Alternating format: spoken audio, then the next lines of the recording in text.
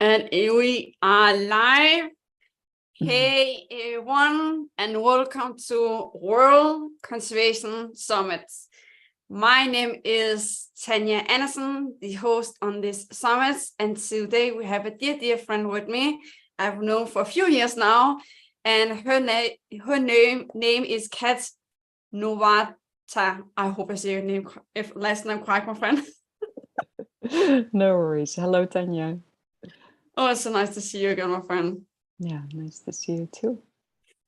So before we are sharing about who is this amazing lady, and she will share about who she is, and we are going into the topic, I would like to share why I pick her again.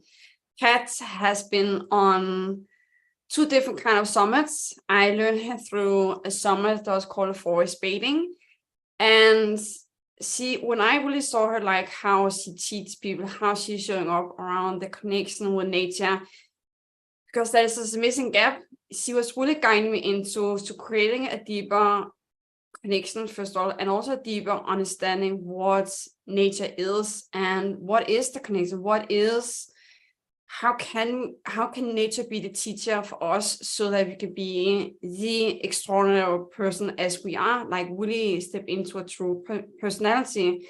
And Kat is founder of EcoNIDRA. Can you please say your company name, my friend? EcoNIDRA.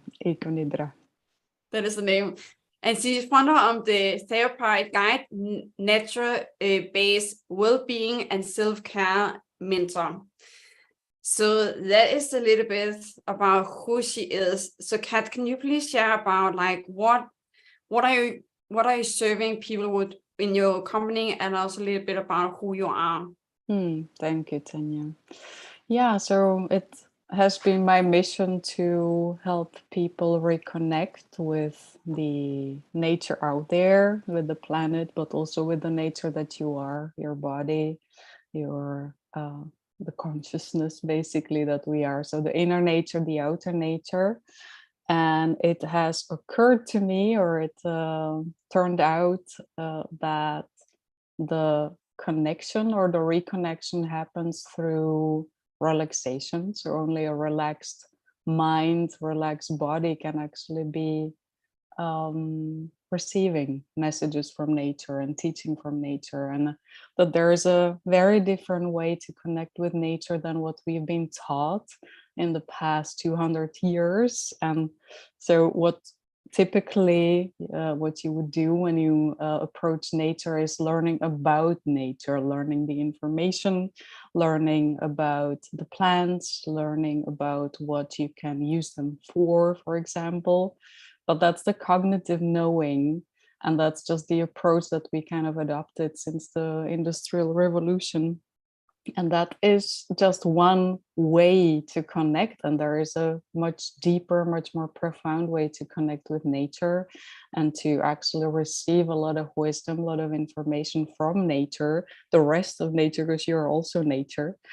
And that is the connection through the heart. So what we call the heartfelt sense of the present moment, one of our senses, is something that millions, billions of people before us were using quite naturally to learn from the plants, to learn from nature, and to kind of use a very different way of knowing, gets to know a being, a tree, or a place in nature than what we've been doing. So my work is forest bathing, it's EcoNIDRA, it's mentoring and trainings, and it's all about helping people to slow down so that they can sustain the nature that they are, so that they can hear their heart, and so that they, if they have a mission, because there are many people who have a beautiful mission in this world, usually around well-being or health of other people and ecosystems, so the planet. But the kind of the missing link seems to be real self-care and real time to connect, so that you can actually keep doing that, because otherwise we deplete our energy, we give everything to our mission, and we kind of adopt this approach of goals and steps and action and action and action. And with time, the nature that you are will let you know that this is simply too fast and this is just a too mind-oriented approach. So it's been my passion to support everyone, and maybe especially lately the change makers, as I call them, to really learn how to relax, how to deepen their nature connection, and how to sustain themselves and their mission in that way. So beautiful. And where can you find all this? Kat has program in Netherlands, and you also she have also online, and where you get all the information about her. We will come to that end of this interview. So it's just so interesting what you're sharing, Kat. Like you are a big teacher for me. Like how, like your pictures, as I see you're posting most of up to now, or maybe I'm missing some videos. It's just like when you're taking a picture, it's just picture in the nature's voice, in the nature connection. There's something magic with how you're taking your pictures. This really make me first of all think about like, okay, where is my connection with nature? Where do I choose nature today? And like where I get to choose nature, okay, how can I create that? Because nature gets to be part of my daily life every day. Because if I choose say no to nature as the first in the morning before I start work, it is just my foundation is cracked. There's something that's happening with my energy is off, and as my focus is unclear compared to if I really connect with nature in the beginning, hugging a tree, touch the trees, really like listen to the wind, listen to the animals, the sounds that's out there. It is creating a strong foundation for me to face the challenge hands-on there is as to be entrepreneur. Yeah, you say it in a beautiful way. It's what you do in the morning often sets the tone for the rest of the day. So if you take that moment, and this can be really like a few minutes, and you don't even have to go far, you don't have to go to the forest if it's too far away for you, but you can stay in your backyard, in your garden. You can even just connect with plants in your home, or you can open the window and let the wind play with your hair and on your face, and feeling the air on your face. So it doesn't have to be difficult, it doesn't have to be time consuming, but it really sets the tone for the rest of your day. And part of that connection that you're talking about is also that you're actually connecting with your heart. That's the deep nature connection, that you're using that heart sense, the heart intelligence. You're not talking in your head about the facts of the plant. You're really being with that plant, and you're using your body, the nature, to connect with that plant or tree or whatever it is, sun. And so you're creating the base of your day in that pace, the slow pace, slower, and in that heart connection. So probably your interactions that you're gonna have on that day will flow from the heart rather than from the mind. Probably the decisions that you made that day will be informed by wisdom, because from that space, if you are in that present moment created by that connection, you can actually let the wisdom, you can call it higher consciousness, flow through you, rather than trying to figure everything out from your head, from your mind. So that's, yeah, it's beautiful that you're naming it. It's just so interesting to you guys out there. Before I find Kat, before Kat and I, we create a beautiful connection, a relationship as we have today.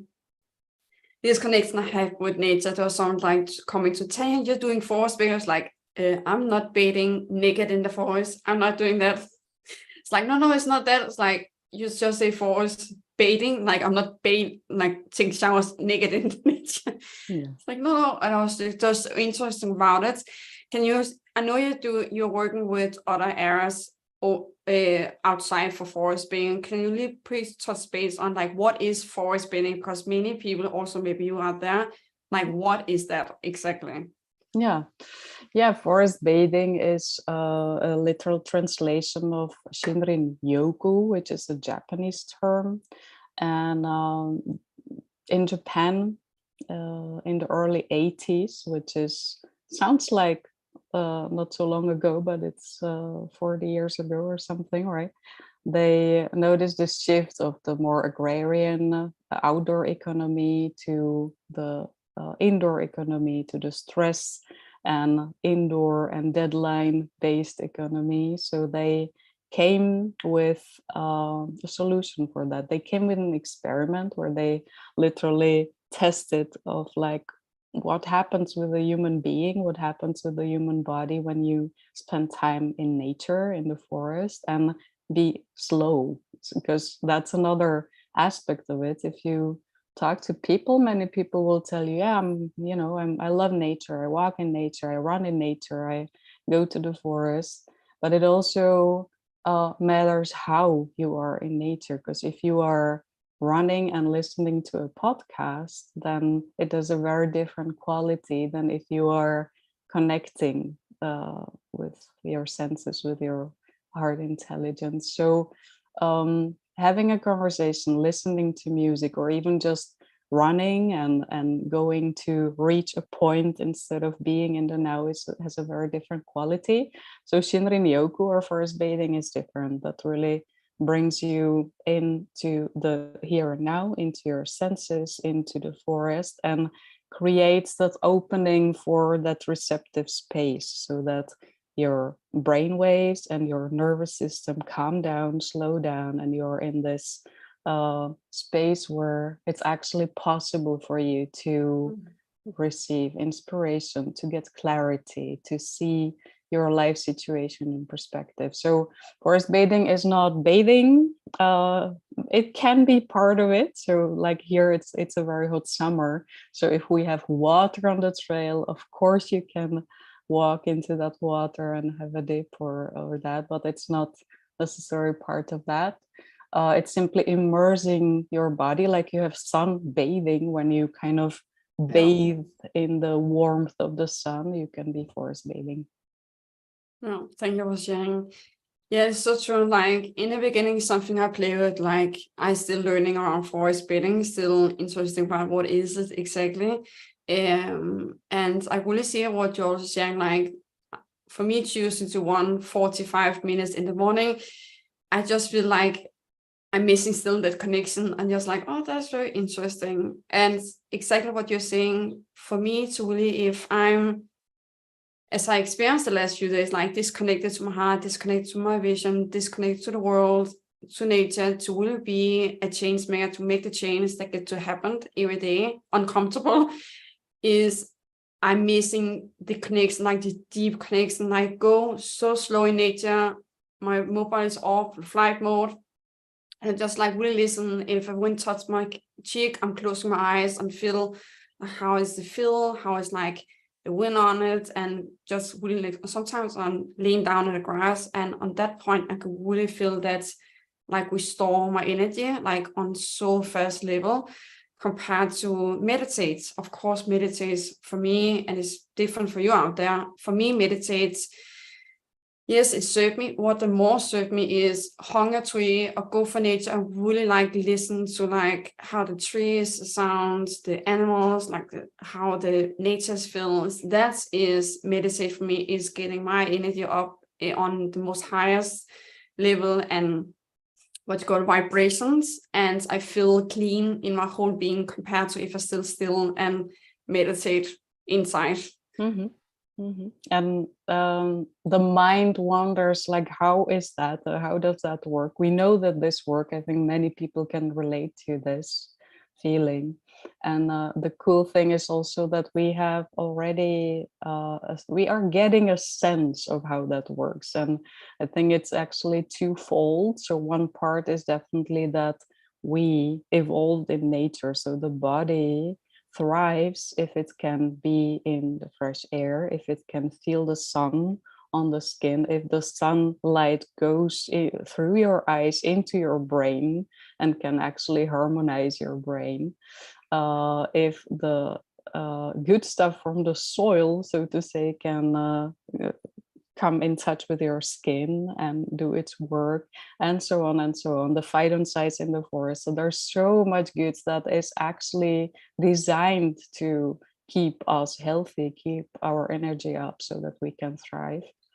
So that's one pathway. And the other one, let me think, what was the other one that I was thinking of? So one is this. The other one is actually that you're not trying to achieve anything. You're not trying with your thinking brain to focus and to, for example, be not thinking, right? Because if you focus on not thinking, then of course you're going to think. And if you're indoors, you just, you can be sitting and watching the wall and then have no visual or sensory stimulation at all. So that's quite a tough practice, as all meditators know. But if you're in nature, you get to have this involuntary attention. There's a theory, it's called attention restoration theory, which says when we work, when we operate in this world, we still use the prefrontal cortex, the thinking mind, to focus, to achieve stuff, to think, to organize. So it's constantly on. But if you're in the forest or if you're in nature and there's a butterfly, or you notice the sunshine through the leaves, through the branches of a tree, it kind of catches you, it catches your attention, and it's a soft attention. It's not directed by your willpower, but it's natural, and that relaxes the thinking brain. So that's another vital component of how it energizes the body and the mind and the emotions, the soul. I call it the soul food, right? Like you need food to sustain your body, but your soul needs this. This is what the soul needs to be happy, to actually thrive. Oh, I love that the soul need food. It's like, oh yeah, that's true. Okay, to you, the audience, the topic we had, as you can maybe have experienced, the topic we are talking about will Wisted, I will always say that word correct, and nature connection, connected people can change the world. Did I say that correctly? It's dumb sounds correct. Oh, okay. Yeah. So around this, as you touch pain, like you work with people that is change maker, that will, as I see it, like change maker for me, when you share change maker, is people that is really are there to make an impact, whatever they choose to make an impact in human health, animal health, or environment health. So how can this work you are doing, or what we're talking about in the topic, will serve change maker to really go to the next level, to be uncomfortable, because it is uncomfortable to be change maker. Yeah, it's brave and it's tough. And I've seen this. I'm one of them, basically, so I can test for myself. I'm a change maker. I want to change the world is the big mission.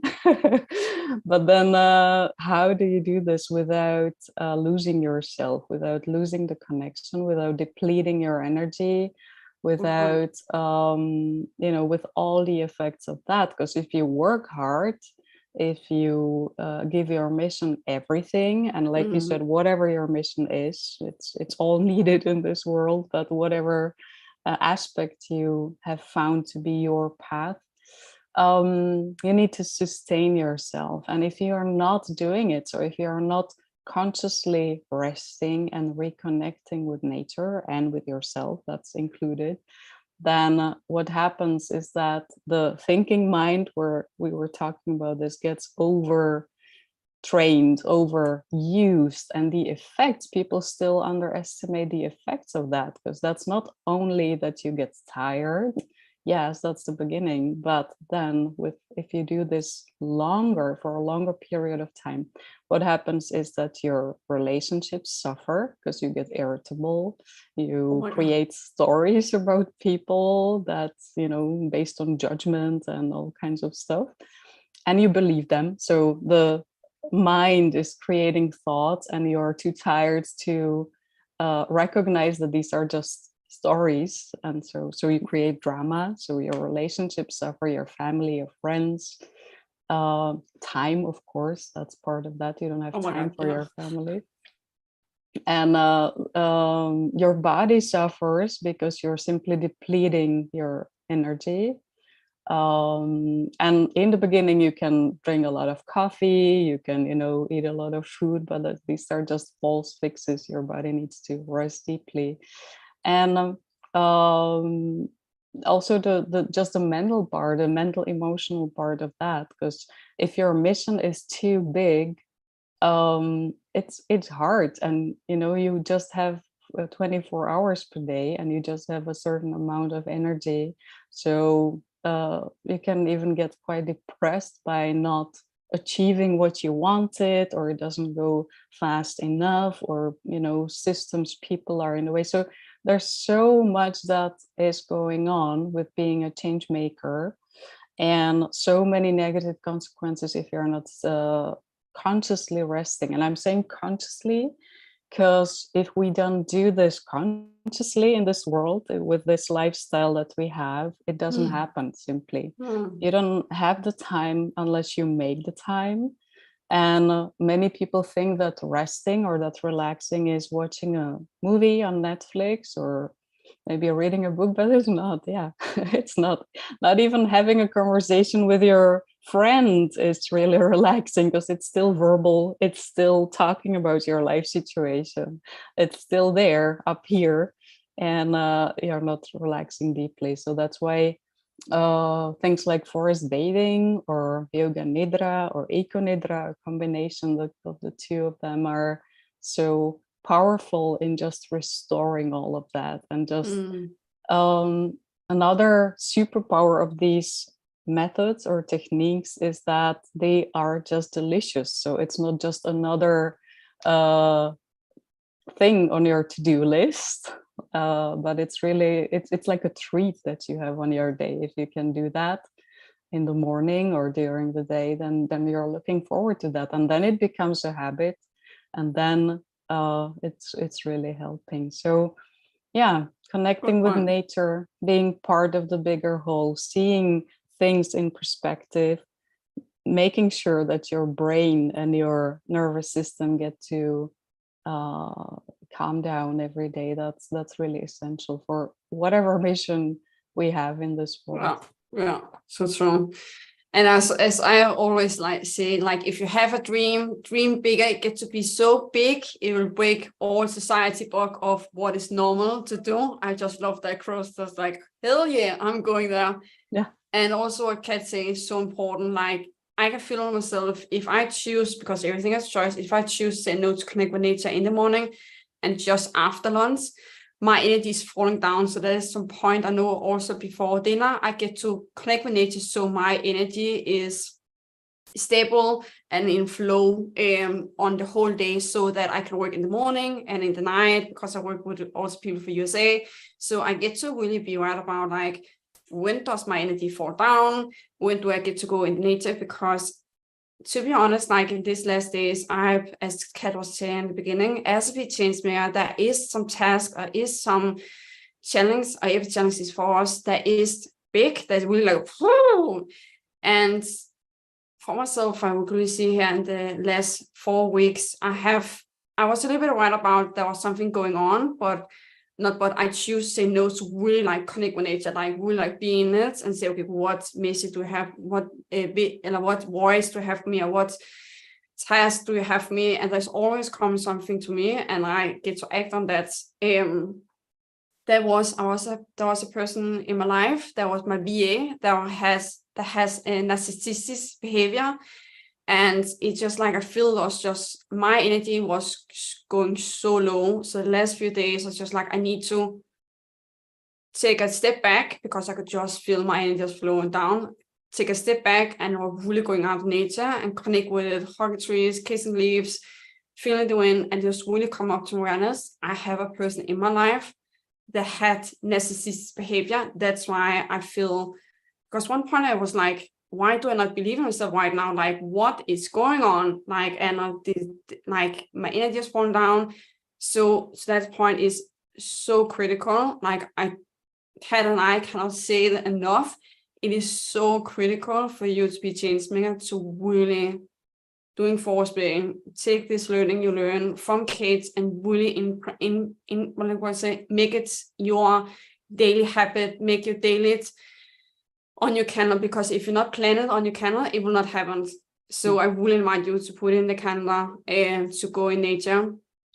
Because you will meet people that is there to take you down, that is there negative, and you get to create the space, get to create the awareness, and nature can serve you with that, so that you can be aware about, okay, what is going on in the relationship. Because as a change maker, it's so critical who you choose to be around. Because if you choose to be around people that's negative, if you choose to be around people that's really like are there to take your energy instead of giving you, or be together with people that's narcissistic behavior, it will kill your vision and take it down. I have tried that in the past. So nature has really been the most healing tool of them all, of every self-development I have done.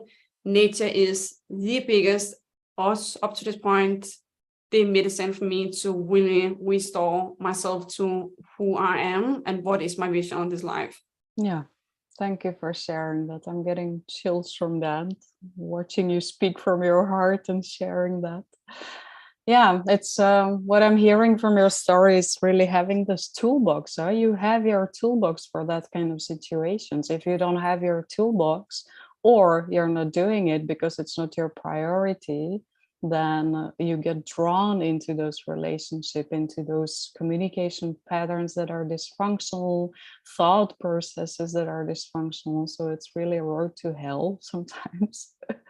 And it's really about creating your toolbox. And that can be a full forest bathing session. It can be a full EcoNIDRA session. It can be a formal practice, but these can be also just elements of it, because maybe you don't have in that moment or on that day really like 3 hours of your time that you can do, but you got to know that you only need a few minutes for that you only need a little piece of nature if that's what you have, or even your own body.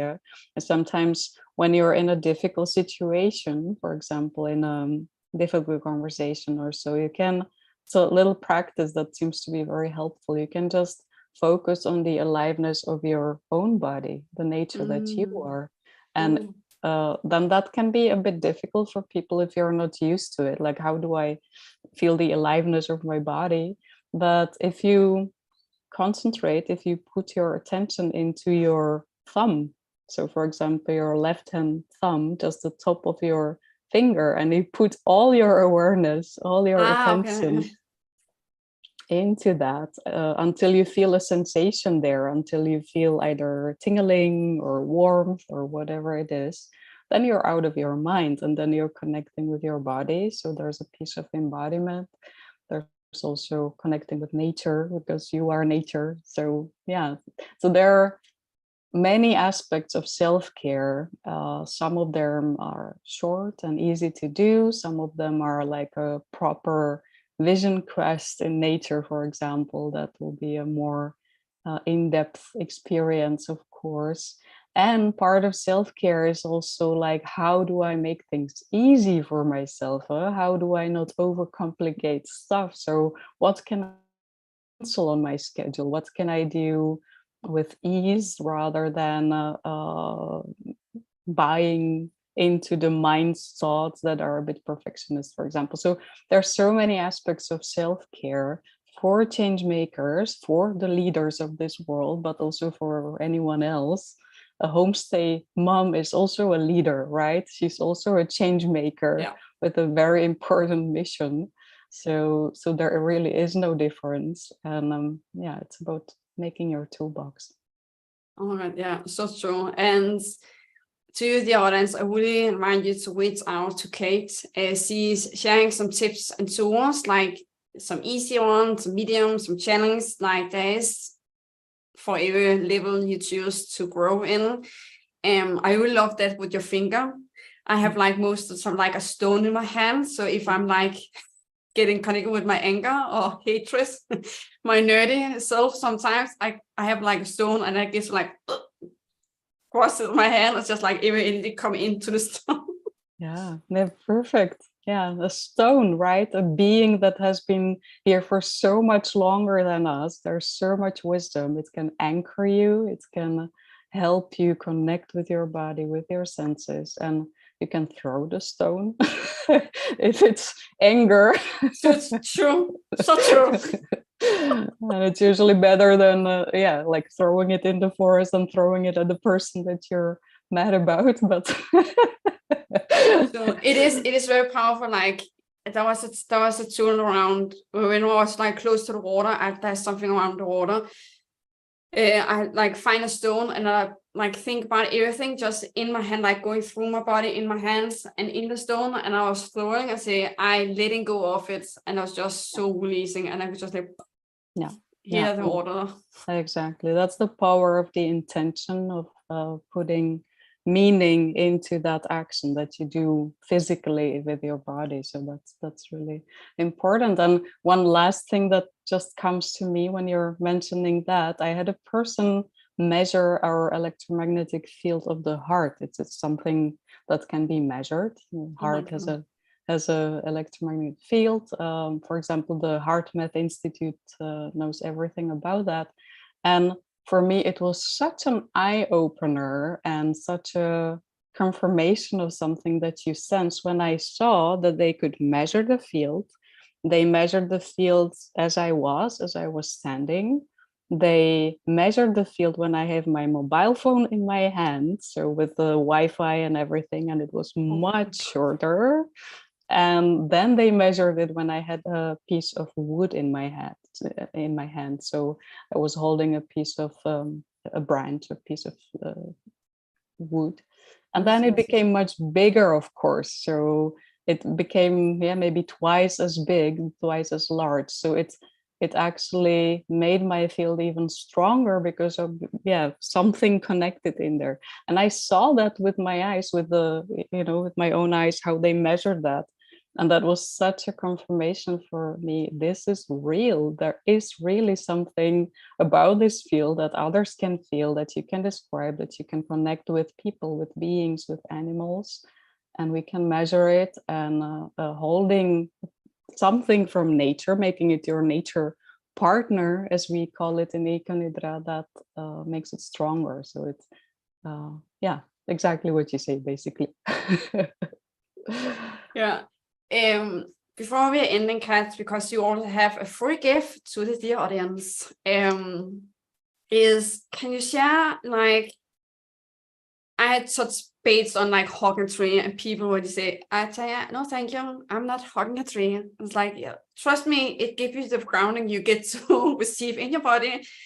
Can you please share about that? Like, why is hugging a tree with your face, like really hugging a tree is so powerful for you to really restore like the grounding in your body, as also go barefoot in the grass. Like that is two very simple things that don't take long time to get that energy back in the body. Yeah, and there's an explanation for both. So maybe you don't need any explanation, you just do it and it feels good. That's what many people do. So they don't share about it because it seems ridiculous in this society, but you do it. The ground is because there are negative ions in the earth, and they when they come into direct contact with your feet, with your skin, then the balancing happens, basically. So all animals walk barefoot, right? And they are not obese, they don't have diabetes, they all kinds of so it seems to be a way to regulate a lot in our bodies, including our hormones, including all processes. So that's about the earthing, the barefoot walking. And hugging a tree, it is I think this depends a little bit on person. So there's an element of sensory contact connection. There's an element of heart connection that you feel at the moment, because giving a hug is love, basically. And again, looking from the sciencey point, there is a hormone called oxytocin that we are making when it's like a hugging hormone, basically. So Oh my God. it becomes active in your body when you cuddle, when you make love, when you feel love, and it's an actual physical thing in your body. So if you're hugging a tree, you're making this hormone, you're connecting with the tree. There can be an exchange between the serene stillness, the essence of the tree and your body. So there's so much happening. Interesting. You cannot force people to hug trees because there's a lot of prejudice about that. Oh my God, so much. When I share that with people, it's like people in my life or friends that's coming to me, that's just like a little bit off in the energy of me needing like this grounding to really stepping forward courage so that they can create what they choose to create to be a change maker in the vision. Was it's just like, please go out in the forest, go for a walk. The first tree your eyes is looking at, go over to that. Also, if you get to cross a field, you're just crossing the field. And hug the tree, put your face to it with your ears, and just like have a deep connection. You first let it go on that point when you feel relaxed, and people is amazed by what is happening afterwards. And it's true, like, to share my experience, because it's different each time when I hug a tree, what do I receive of a gift from the tree back? So to you, the audience, there is so many tools as you can hear in our interview. So I will invite you to reach out to Kat to ask her for support and look in her amazing work and really take yourself hands-on to learn more about forest being and what she have talked about. So I will invite you to reach out to Kat and ask her for support around some tips and tools so you can create your own toolbox that will support you as a change maker, as a leader, because the world needs you to keep going and not let it go of your power and energy. So Kat, please share, what is your amazing gift for the audience? Thank you. Well, my gift is actually to invite everyone who's watching this and feels like, oh yeah, this is something that resonates, that I might need to. So I offer you a free mentoring session. If you contact me, we can connect remotely or locally if you happen to be in the Netherlands. But if not, then we can also connect remotely, and we can have a look at your specific situation in that session. So I'll help you calm down and reset your nervous system in that session. And then from that place, we can have a look like what are the tools that you can implement for your life, for your schedule, for your specific situation. It will be a pleasure for me. So feel free to contact me and we'll find a time to do that. Amazing. And where can you get connected with Kat? So please go back in the email you receive from us. That is all the information you need to know. And also go below this video and also share, Kat, where can people connect with you? Thank you. So for the easiest way is probably to go to EcoNIDRA.com and there simply send a message through the website. That's probably the easiest to remember. I will receive that message, and in that way we can connect and see what we can create together. Amazing. The last word for you, Kat, before we're ending, if you have something to share, like what would you like the people to go with if one thing to go with? Yeah, one thing that's coming is it's easier to practice with nature, with trees, as you said, than with human beings. So it's also this heartfelt way of being and connecting is easier to do with a tree because the tree doesn't have a head full of thoughts and judgments and stories about you. So it definitely is a good place to practice and to then bring all of that into our human interactions. So yeah, let it be. That's so true. Amen. So to you, the audience, thank you so much for watching Kat and I in this amazing interview on World Consciousness Summit. We are so blessed by you choosing this because your time is the most precious thing you can really give forward. So thank you so much for giving yourself this time to learn these tools. And we will invite you to reach out to Kat after this interview and get connected with her. Sign up to her work so that she really pouring into your life and you staying connected with her on the social media and also on your email. So please reach out to her, stay connected with her so that you really learn some tips and tools how to really be in the game as a change maker. And thanks so much, Kate. Again, you are a star in my life. You are the person I think about, like for experience, like, oh, I get to look Kat up. I need to have some tips and tools on what she's sharing. So thank you so much for choosing to be here again and for being my life, for being a change maker, person that pushed me forward in remember how important it is to always connect with nature so that I can create what I meant to create on this earth. So thank you so much, my love. Thank you. My heart is full. Thank you so much for doing this work. You are most welcome. With that, guys, thank you so much. We wish you the most amazing day. Bye, everyone.